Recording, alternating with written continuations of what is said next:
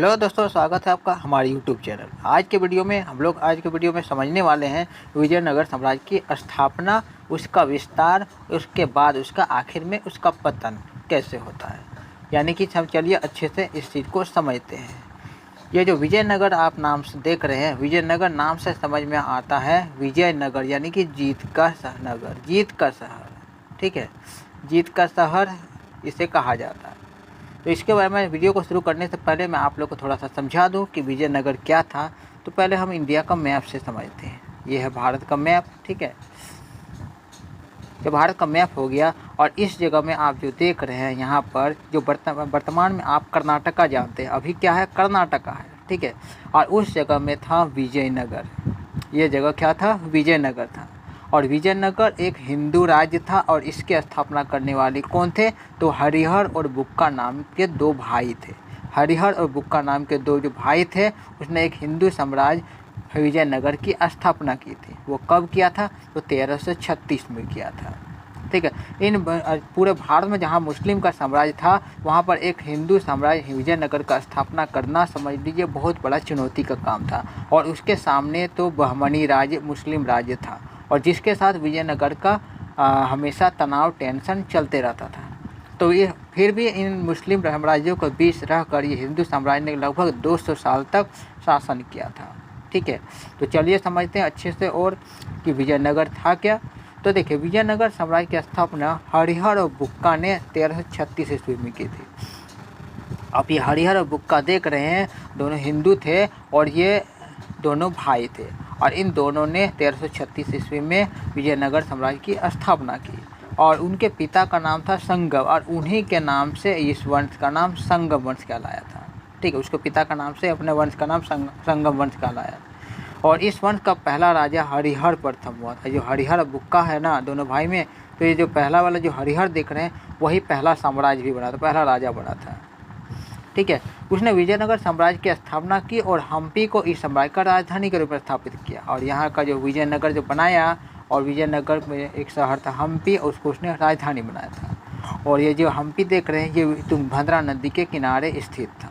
ठीक है, तुंगभद्रा नदी के किनारे ये विजयनगर आपका, या फिर हम्पी बोल सकते हैं, वो स्थित था। तो राज्य विस्तार को देखते हैं। तो राज्य विस्तार क्या था, देखो, जल्द ही उन्होंने अपने राज्य का विस्तार उत्तर दिशा में कृष्णा नदी तथा दक्षिण में कावेरी नदी के बीच वाले क्षेत्र पर कर दिया था। ये जो हरिहर और बुक्का नाम के दोनों भाइयों ने जैसे ही वहाँ का राजा बना, और उसने क्या किया, अपने साम्राज्य को विस्तार करने चालू किया था। आसपास के इलाकों को लड़ाई लड़कर उन इलाकों को जीतने लगा। और इसी तरह से उसने उत्तर दिशा में कृष्णा नदी को के आसपास का क्षेत्र को, फिर दक्षिण में कावेरी नदी के आसपास का क्षेत्र को उसने जीत लिया था। इस पूरे क्षेत्र में अपना राज स्थापित कर लिया। ठीक है, विजयनगर साम्राज्य की बढ़ती ताकत से कई शक्तिशाली शक्तियों के बीच टकराव भी हुआ था। अब देखो, विजयनगर तो अपना साम्राज्य को बढ़ा रहा है, तो दूसरे साम्राज्य को अपने राज्य में मिला रहा है, तो ऑब्वियस बात है कि दूसरे राज्य के राजाओं के साथ उसे लड़ाई करनी पड़ी थी। यानी कि बहुत सारे राजाओं के साथ लड़ाइयाँ करनी पड़ी और उसको हराकर उसके ज़मीन को हड़पा इसने। तो इस तरह से विजयनगर ने अपना विस्तार भी किया। और कई बार उसका लड़ाई तो बहमनी साम्राज्य के साथ भी हुआ था। ठीक है, जो बहमनी साम्राज्य जो विजयनगर के पास ही जस्ट मुस्लिम साम्राज्य था, उसके साथ बहुत ज़्यादा लड़ाई हुआ था। विजयनगर साम्राज्य के सबसे प्रसिद्ध राजा कृष्णदेवराय थे। यानी कि विजयनगर में जो लगभग 200 वर्ष के शासन में अलग अलग बहुत सारे राजा हुए, और सभी राजाओं में सबसे प्रसिद्ध जो राजा रहे थे वो कृष्णदेवराय थे। ये नाम आपके लिए काफ़ी इम्पोर्टेंट है। ठीक है, विजयनगर का राजवंश उसके कार्यकाल में भव्यता के शिखर पर पहुँच गया। यानी कि जब कृष्णदेवराय राजा बना, तो विजयनगर का विस्तार काफ़ी बढ़ गया था, और विजयनगर का ने बहुत सारी लड़ाइयाँ जीतकर अब सर्वोच्च शिखर में पहुंच गया था। उसने देखिए, उन्होंने उड़ीसा के राजा को पराजित किया और विजयवाड़ा तथा राजमहेंद्री को भी जोड़ा। यानी कि विजयवाड़ा, राजमहेंद्री को भी अपने राज्य में जोड़ दिया था। यानी कि वहाँ का राजाओं को हरा दिया था इसमें। आगे देखते हैं कि विजयनगर साम्राज्य की स्थापत्य कला। विजयनगर अब राज्य जो अपनी कला के लिए काफ़ी प्रसिद्ध रहा। यानी कि विजयनगर में बहुत सारे मंदिरों का स्थापना हुआ था। ठीक है, तो बहुत सारे मंदिर में क्या क्या मंदिर है उसको देखते हैं। मंदिरों की स्थापना हुई थी, और ये स्थापना करने में सबसे बड़ा हाथ था यहाँ के जो सबसे प्रसिद्ध राजा थे कृष्णदेव राय, उनका था। तो देखिए स्थापत्य कला में पहला चीज़ को देखते हैं। विजयनगर साम्राज्य के शासकों ने अपने दरबार में बड़े बड़े विद्वानों एवं कवियों को जगह दी थी। बड़े बड़े विद्वान, बड़े बड़े कवियों को अपने दरबार में जगह दिया था और इस काल में साहित्य के क्षेत्र में बहुत ही तरक्की हुई, बहुत ही प्रगति हुई। और कृष्णदेव राय के दरबार में 8 तेलुगु कवि थे जिन्हें अष्टदिग्गज कहा गया था।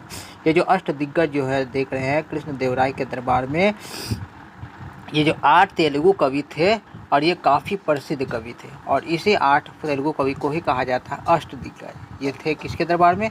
तो थे कृष्णदेव राय के दरबार में। दूसरा देखते हैं, कृष्णदेव राय ने हजारा विट्ठल स्वामी मंदिर का निर्माण करवाया, जो कि आप वर्तमान में अभी भी देख सकते हैं। हजारा मंदिर और विट्ठल स्वामी मंदिर का निर्माण कृष्णदेव राय ने करवाया था और जिससे विजयनगर साम्राज्य में संस्कृति के साथ साथ कला तथा वास्तुकला की भी प्रगति हुई। बहुत सारे आर्ट एंड कल्चर का भी इसमें विकास हुआ, यानी कि अलग अलग तरीक़ों से बनाया गया था, अलग अलग डिजाइन का मंदिर बनाया गया था। ये मंदिर स्थापत्य कला के उत्कृष्ट नमूने हैं। मंडप के अलावा कल्याण मंडप, विशाल अलंकृत स्तंभ तथा एकात्मक कला से निर्मित स्तंभ एवं मूर्तियां विजयनगर स्थापत्य की विशेषता को दर्शाते हैं। विजयनगर में जो मूर्तियां भी बनाई जाती थी वो भी अलग ही कला के बनाई जाती थी, मंदिर का भी अलग अलग डिजाइन से बनाया जाता है, यानी कि कला का बहुत ही अच्छा नमूना विजयनगर के मंदिरों में देखने को मिलता था। ठीक है,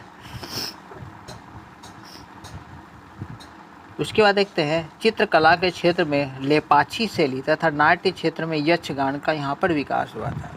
यानी अलग अलग शैली का, चित्रकला का शैली, उसके अलावा नाटक के शैली का विकास भी यहाँ पर हुआ था। ठीक है, उसके आगे देखते हैं कि विजयनगर के शासक, विजयनगर में कई शासक राजाओं ने यहाँ पर राज्य किया था। ठीक है, तो पहला जो राजवंश रहे थे वो संगम वंश थे और इसकी स्थापना करने वाले थे हरिहर और पुक्का। ठीक है, विजयनगर में पहला राजवंश था वो था संगम वंश का, इसकी स्थापना करने वाले थे हरिहर और पुक्का। दूसरा राजवंश था सालू वंश, इसकी स्थापना किया था नरसिंह सालूब ने। उसके बाद बना तुलु वंश, इसका जो स्थापना करने वाले कौन थे? वीर नरसिंह। उसके बाद आखिरी राजवंश यहाँ पर बने वो थे अरावेलु वंश और इसकी स्थापना किया था तिरुमल ने। यानी कि कुल 4 राजवंशों ने विजयनगर में शासन किया था। ठीक है, अब लगभग 200 साल तक शासन करने के बाद विजयनगर का भी पतन हो जाता है, यानी कि विजयनगर खत्म हो जाता है। तो पतन के क्या क्या कारण थे उसको चलिए समझते हैं। तो पहला कारण क्या था? अयोग्य शासक। जब तक कृष्णदेव राय विजयनगर का राजा था तब तक विजयनगर का विकास बहुत अच्छे से हुआ, वहाँ के कला संस्कृति का विकास बहुत अच्छे से हुआ, बहुत सारी लड़ाइयाँ लड़ी, लोग शांति से रहने लगे। लेकिन जैसे कृष्णदेव राय मर गए, उसके मरने के बाद वहाँ पर दूसरा कोई अच्छे शासक नहीं बन पाए और इस वजह से दूसरे देश के राजाओं ने यहाँ पर आक्रमण कर दिया। तो इस वजह से भी विजयनगर का पतन हुआ। दूसरा कारण यह रहा कि युद्ध नीति और संचालन में गिरावट। कृष्णदेव राय के बाद सैनिक शक्ति, संगठन और कुशलता नहीं रहे। कि जब कृष्णदेव राय के मर जाने के बाद सैनिकों में उतना ताकत नहीं रहे, उसके कुशलता उतनी अच्छी नहीं रहे और यह भी यही वजह रहा कि विजयनगर को हर लड़ाई में हार का सामना करना पड़ा। उसके बाद का कारण है विजयनगर का वैभव। विजयनगर साम्राज्य के वैभव से बहमनी राज्य जलता था तथा उसे लूटने की हमेशा आक्रमण करता रहता था। देखो विजयनगर में बहुत अच्छा विकास हुआ था, बहुत अच्छे मंदिरें बनाई गई थी, कला संस्कृति, लोग बड़ी शांति से रह रहे थे। तो विजयनगर को देखकर जो पड़ोस के राज्य थे बहमनी राज्य बहुत जलते थे और यही वजह रहा कि बहमनी राज्य हर कोशिश में रहते थे किस तरह से विजयनगर को लूटा जाए और इसी वजह से लड़ाइयाँ होती रहती थी और इस वजह से भी विजयनगर का पतन हुआ। चौथा कारण है वंश परिवर्तन। साम्राज्य में जल्दी वंश परिवर्तन होने से प्रशासन की नीतियां और कार्यों में भी परिवर्तन हुए, जो स्थायित्व के लिए हानिकारक रहा। क्योंकि हमने पहले ही बताया कि विजयनगर में कुल 4 राजवंशों ने शासन किया, तो हर राजवंश में अलग अलग तरह की नीतियाँ होती थी, अलग अलग तरह के सैनिक संगठन होते थे। तो बार बार अगर वंश बदलते थे तो सैनिक संगठन स्थिर नहीं रह पाया और इस वजह से भी वंश का पतन हुआ। उसके बाद रहा निरंकुश शासक। विजयनगर साम्राज्य के अधिकांश शासक निरंकुश होने के कारण जनता में लोकप्रिय नहीं हो पाए थे। बहुत सारे शासक विजयनगर, जैसे कृष्णदेव राय के बाद बहुत सारे शासक हुए तो जो जिन लोगों को के साम्राज्य के लोगों ने कोई खास पसंद नहीं किया। उसके बाद है मुस्लिम संघ से युद्ध। बहमनी राज्य ने अन्य मुस्लिम राजाओं के साथ समुदाय बनाकर आक्रमण कर 1546 में, देखो 1565 में, यह डेट गलत लिखा गया है, 15 से 1565 भी नहीं, 1556 है ये डेट, जो है ना 1556 है। ठीक है, तो क्या हुआ कि जो बहमनी राज्य, बगल के जो बहमनी राज्य था, बहमनी राज्य ने विजयनगर के साथ लड़ाइयाँ लड़ी और ये युद्ध हुआ, वो था तालीकोटा का युद्ध। कब हुआ था? 1556। और इस युद्ध में बहमनी राज्य ने विजयनगर को हरा दिया था और ये भी इस वजह से भी विजयनगर का पूरी तरह से पतन हो गया था, पूरी तरह से नष्ट हो गया था। ठीक है, यानी कि इस तरह से हमने पूरा वीडियो को समझ लिया कि विजयनगर का राज्य प्रशासन कैसा था, यहाँ पर कौन से राजा जो प्रसिद्ध रहे और किसके शासन ज़्यादा अच्छी रहे। उम्मीद है आप लोग को वीडियो पसंद आया। अगर पसंद आया है तो वीडियो को लाइक कर दें और हमारे चैनल को सब्सक्राइब कर दें। मिलते हैं हम लोग एक नए वीडियो में एक नए टॉपिक को लेकर।